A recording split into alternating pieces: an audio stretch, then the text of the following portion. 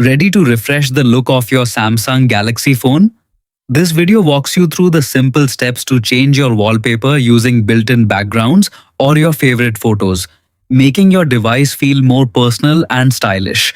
To get started, unlock your Samsung Galaxy phone and open the Settings app from your home screen or app drawer.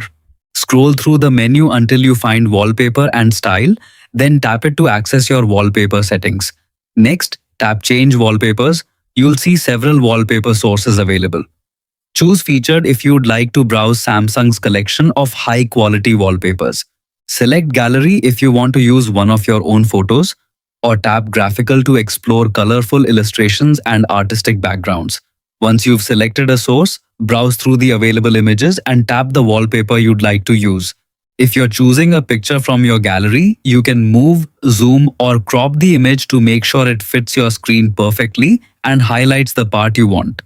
After adjusting the image, decide where you'd like it to appear.